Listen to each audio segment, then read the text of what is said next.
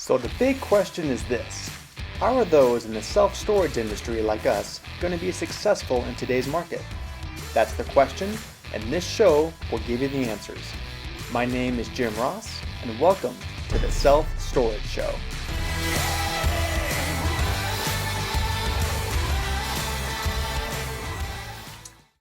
Hi everyone, it's Jim Ross from the Self-Storage Show.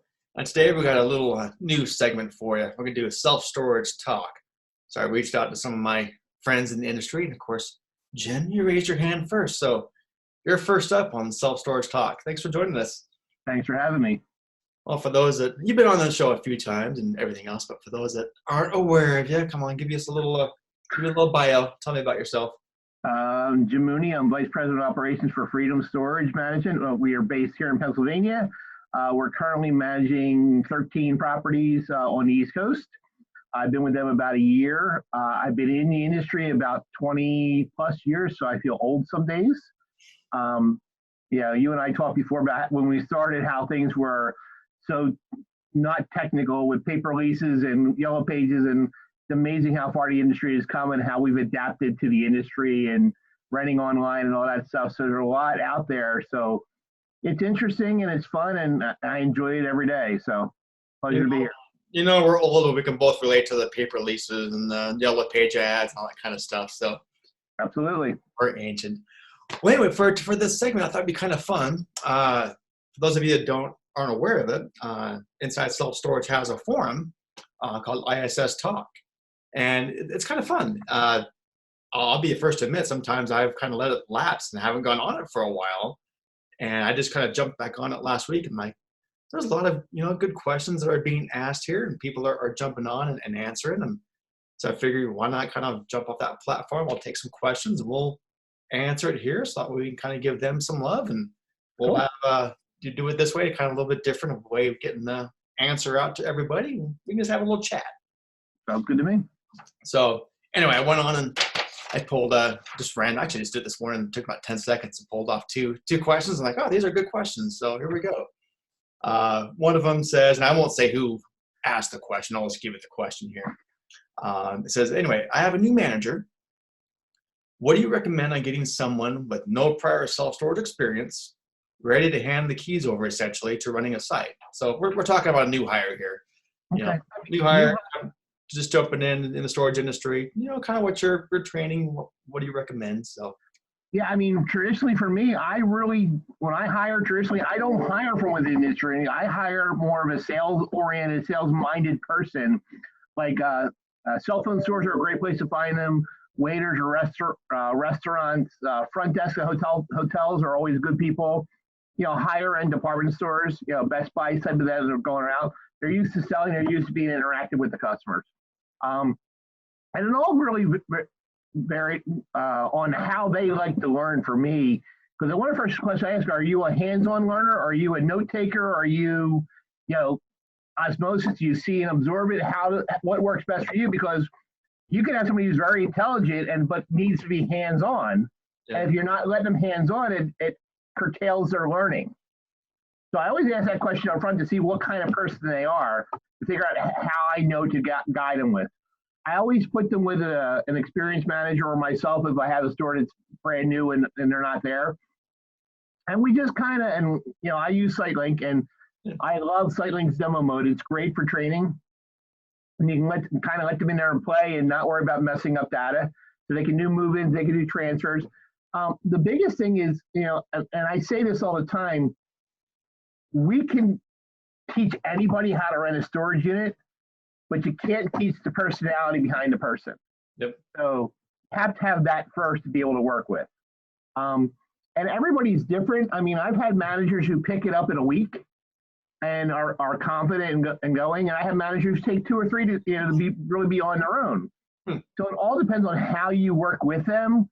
And if you have a manager who's more hands-on and wants to be there, then you can kind of like hover in the background and let them take the lead and let them do the leases and let them do, because Jim, you and I both know that there are things that are going to pop up that you cannot train them on. Yeah. Hands down, it's going to happen.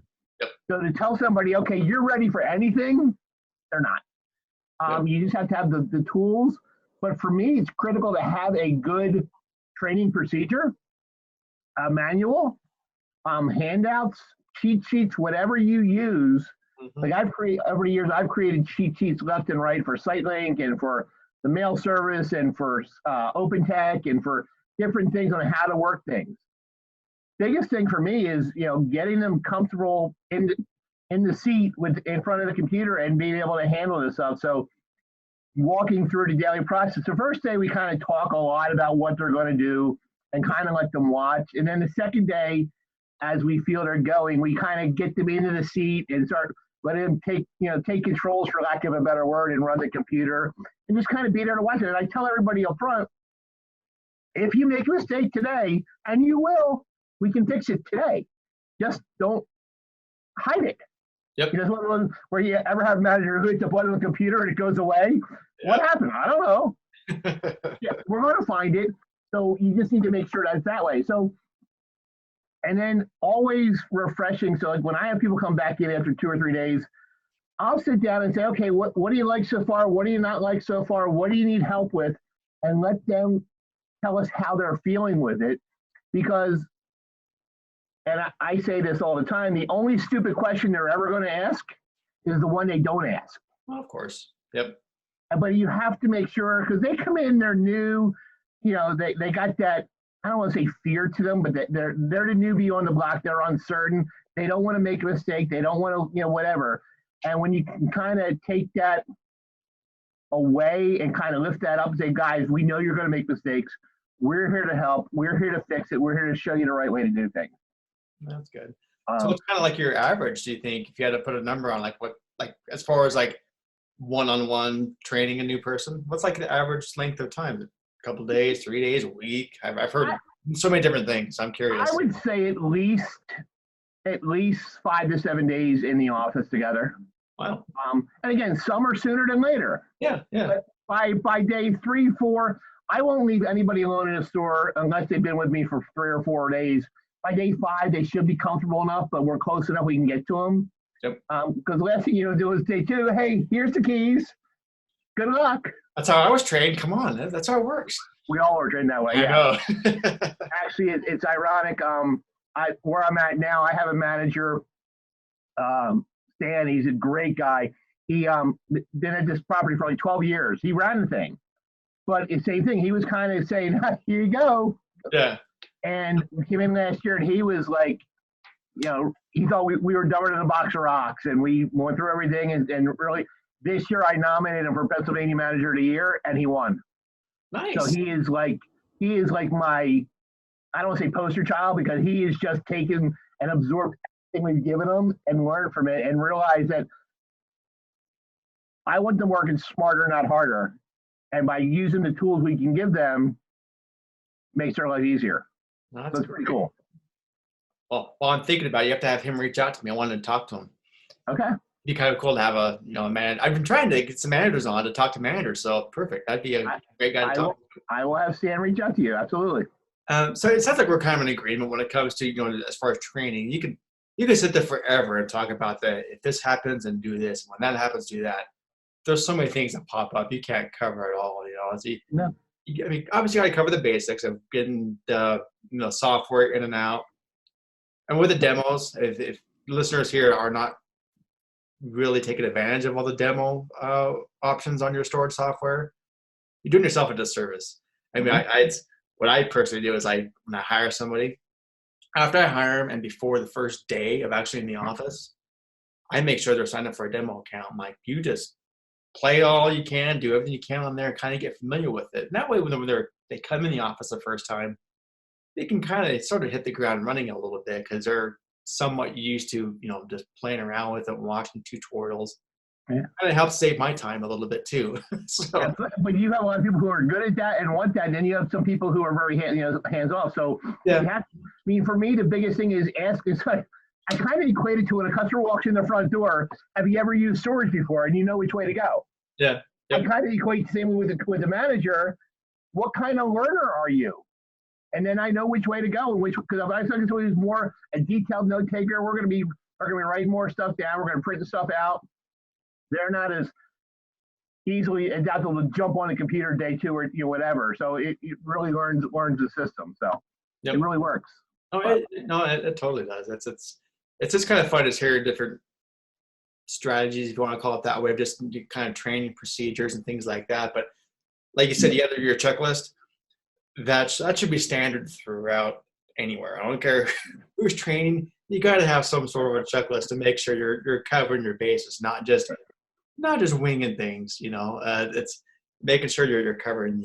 When it comes to the software, making sure you're covering some policies and training procedures and sales strategies on the phone, that kind of thing. Because how it goes sometimes. You get some days and it can be crazy at a storage facility. Some days it can be totally dead, but you want to make sure you're covering these things in somewhat of a order too, and not bouncing around. I've seen some trainers that just kind of, there's no rhyme or reason to it. They're just bouncing around everywhere, and it just confuses the poor managers sitting there in training. So you got to have some trainers. I see trainers who just sit there. It's like a classroom. They sit there and they teach and they teach it, and you're never hands-on. That's bad. So one of the things I've actually started doing when I hire people now, I start them out in a probationary period, 90-day, and maybe I don't give them the full rate of the pay, what I'm looking for. Yeah. And then in that 90-day window, we'll know whether we're a fit for them or they're a fit for us. And if they are, then we change their status to, permanent, whatever, and we change the salary a little bit. So it incentivizes them to learn, to become, a permanent, because how many times have we trained people that, 3 months, 4 months, 5 months into it, they're gone. And it's like, that's why I put the onus on them up front. Hey, we're in a 90-day probationary period for us to make sure we're a fit for each other. And if you might not like what we're doing, I mean, I can tell you, and one reason I really don't hire from within the industry, people come with their own preconceived knowledge and expectations. And I'm not saying what they do is right, wrong, or indifferent. I'm just saying that's not how we operate. And sometimes breaking that habit is harder than training somebody new. I feel for the managers, especially right now. We're in such an acquisition phase right now, where people are just buying sites and all that, and they kind of come in with their own managers.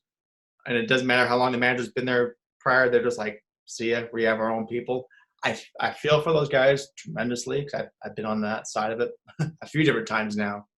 But I kind of get it too. I kind of get it, because they're, I've had some managers before that they've been around from other management companies, and I've come on and left them. I've kept them there because they were great, but getting the pushback. Well, that's not how we used to do it, or this is better. Kind of second guessing everything. Right. Kind of drives me nuts. So I know when I was with Devin, when we would pick up properties, we really tried to keep all the managers, because they have all the knowledge of a property. Mm-hmm. But I can tell you, 6 out of 10 didn't last more than 30 days with us because they didn't like the way we operated. Yep. And that was their, that was their choice to leave. But yeah, I mean, it's all on, and it's every case is unique. Every store is unique. And it's like, coming into a thing. I had 2 managers who've been here 10 plus years.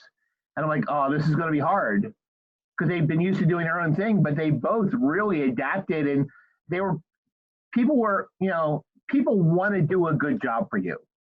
Yep. They want to, for the most part. Millennials, some days we got to watch them. That's funny. I should have said that. But anyway, most people want to do a good job. We have to give them the tools to do it. And if they're failing to do their job, is it their fault or is it our fault? Yep. And a lot of times people don't look in the mirror and say, you know what, we failed them. Curious on what your take on this is.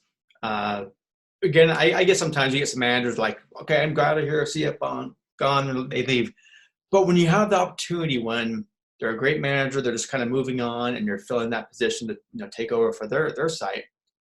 How do you feel as far as your operator of facilities, with your training?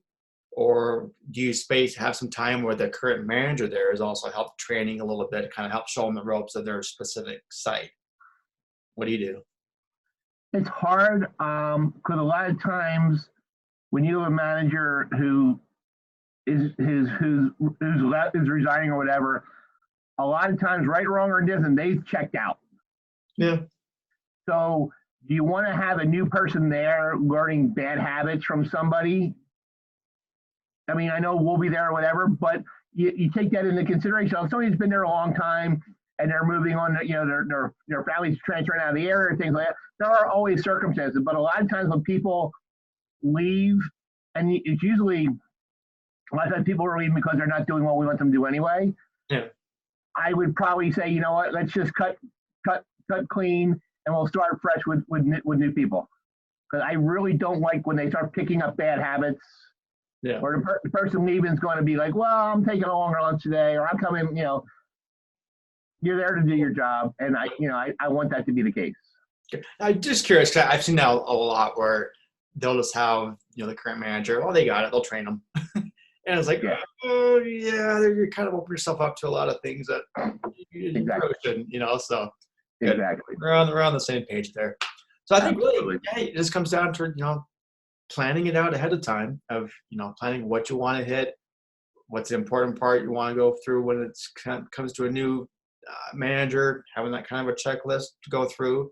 And kind of customize and be flexible with how they're learning. So I would even say it's more important before then, because I'm going through it right now. I'm looking for a part-time manager. Yeah. I got 47 resumes in my inbox right now to go through.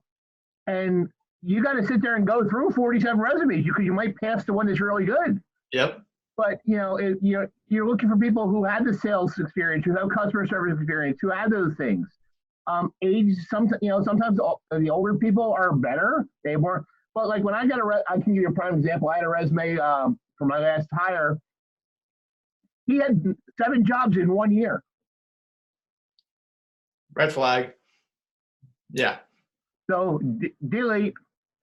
I mean, and you hate to be that way, but you know, when we're spending the time and effort to run an ad to hire a quality person, we need to make sure, and nothing bothers me more is when you set up interviews and they never show. Oh, I'm gonna throw an audible because we had 2 questions lined up, but you just brought up a question to me in my head, so I'm throwing an audible. We're gonna do this is gonna be my question from Self Storage Talk. Okay. You talked about your hiring for a part-time relief manager. Yep. Great that you got that many resumes. Do you find it hard to find good people for relief positions? Yes, I do. Yeah. I struggle with it too, so I want to talk about that for a minute. It's very hard. Right now, we're probably looking for 24 to 30 hours for a position, and trying to find somebody who wants that type of slot, who's not going to leave in 3 or 4 or 5 months when they find something full time. It's that you know thing to go into. What I've found a lot lately, the last 2 I've hired were basically moms who their kids are now in school and they want something to do. Yeah. You know, but they don't want a full-time commitments that are doing 2 or 3 days a week, stuff like that. But trying to find that, and when you start looking at resumes for this stuff, and they see like 4 or 5 year gaps in their resume, you know, and there's really no explanation. It's like, okay, well, why? Maybe they were home with their kids, or I had one taking care of a sick parent. But I mean, hiring right now in general is harder. We're paying more now than we ever paid for quality because the unemployment is so low that our candidate pool is really shrunk, and we're trying to get the best we can. And hiring the part-timers, I mean, it's rough. We hired one probationary period and it just didn't work. Yeah. And it's one of those things where, and you hate to spend the time and the effort, whatever, but right now in this market we're in, it's there. And tell you, I've had more success hiring part-timers that are more, hate to use the word senior, but people who are kind of retired and just looking for something to do a couple days a week to keep them active. Yeah. But the problem you run into there is some of them not as technology savvy as the younger generation. Yep. So you can find a body that can do the job. Are they, lack of a better word, teachable or trainable to be able to do what you need to do? I mean, there are a lot of, baby boomers that are really, really smart people and good with technology that work well. Yeah. Actually, it's ironic. I just did, speaking of ISS, I'm doing a session for them in April, and it was based on dealing with generations. And I surveyed 4,700 storage units across 9 properties in 8 states. the number one user of self-storage is still baby boomers, Yep. Yep. but really closely followed behind Gen Xers. It was like a 1.2% different. Millennials, so everybody, we're all gearing towards millennials is what we're looking at. They're only about 20% of the market. So that's where my whole focus is, dealing with the millennial, dealing with generations. Because if you're only using technology to rent to customers, you're missing 45, 50% of your client base that aren't that type of person. So kind of going back to like as far as the relief manager then. So you said you're paying more than you used to get the same candidates to even apply. Yeah. That's interesting. I've kind of seen that as well. Just it's hard. The talent pool's shrunk than it has been the last couple of years. The economy is great. That's great, but it's hard to find people to come in to interview. I've kind of been spot checking a lot of these, and a lot of these are recent high school graduates, college kids, and if you can find a college kid who lives at home and is looking for something part-time while they're going to school, that can kind of augment their schedule, it's great. But the problem is when you have that and you're used to them like working Monday, Thursday, Saturday, and all of a sudden their semester changes and those dates don't work anymore, It becomes a whole different dynamic. So hiring in general right now is hard. When you walk in and you see a convenience store or McDonald's hiring for $15 an hour to sling a hamburger or whatever, it's tough. Yeah, that's. I was hoping you had some great words of wisdom to figure out that relief manager to get that set, because I've kind of struggled with that one as well. It's great when you have. I've had some instances where I've had some sites that were kind of geographically close. So I could hire a relief manager and say, cool, but I'm going to give you some extra hours because you're actually going to be relief at this site and relief at this site and relief at that site. So you get more hours totally, but you're bounced around to different locations. Yeah. That's not always the case. It doesn't happen a lot of times in third-party management that they're all close to do that. No, I have that luxury here where I'm at that I have stores that are close enough that we have satellite stores, so we're all working out of one office anyway. So I kind of combine them. Oh, okay. But the relief manager is or part-timer for what I'm using it for is definitely a challenge to hire for, and you get a good one. And then the last good one I had, I moved up to full-time when my full-timer left. So she was already in-house and it worked, and she was looking for more and she liked what we were doing. So it was a great slide over to full-time. But now trying to find a new helper for the store, or I hate to use part-timer, or I'll use an assistant, or they're just part of the team. We actually treat them as much as we can like part of the team when it comes to our bonus structure and things like that. That they are part of it and feel a part of it. Yep. But just finding the right fit. And like I said, right now it's more of probably the housewife who needs a job. But the problem is most families are two incomes already anyway, so it creates a little bit of that. So if you got any secrets, I'd be happy to hear them, because no, you're supposed to have the secrets, not me. I tried. Hey, Jim, and we joke about it, but that is the one thing I truly, truly love about our industry. We all share. I mean, what the platform you use with your show and the roundtables and all that stuff is just everybody bouncing back and forth and learning from each other, just like the best practice groups when we go to these things. And it's always interesting when we go to these conferences and we kind of meet at the bar and we all just have these groups and just start talking, and this is working, that's working. And I picked up stuff left and right. I just had the privilege of speaking at Ann Ballard's group in Georgia for their annual meeting. I got down there to go speak with them, and just sitting in the room listening to other people and picking up little tidbits here and there that works, doesn't work. Hey, try this, try that. How we get better. No, that's what we're here for. That's this kind of platform. I'm glad you said recognize that. But just be able to get it out to more people than people are just sitting at the bar. So here we can get it out to a lot of people. Let's do speed round. Why not? We'll do this under 10 minutes or less. You got 10 more minutes? Yep, I got. Okay. Let's do this one. Man, one more question. I'm not going to read this whole thing. It's a big one. Just if it was, okay, when it comes to collections, we all love the wonderful collections, okay? It's the worst part of our job. Yeah, when it comes to, they get to that point, they get into the lien status, you cut the lock off, you have an auction date set, for 40 days out, whatever it's going to be. Okay, at what point is too much? Well, what are you doing to collect? They were asking here, should I go on, find them on social media and send the messages on there? Am I checking the jails? At what point do you okay, enough communication, we tried? Yeah. You know what? For me, the collection process always starts for me at the lease rental. That's where I gather as much information as I can, whether it's and people nowadays who do not collect an alternate contact or an email address or something like that. And I love when they give you an alternate contact, it's the same phone number. It's the same one, yep. Yeah, it doesn't work. We will try. We use the main numbers. We'll email alternate contact, stuff like that. And even when the alternate contact, I'll call, say, hey, Jim, I'm looking for Mike Jones in reference to a storage unit he has with us. It's very important. We get a hold of him.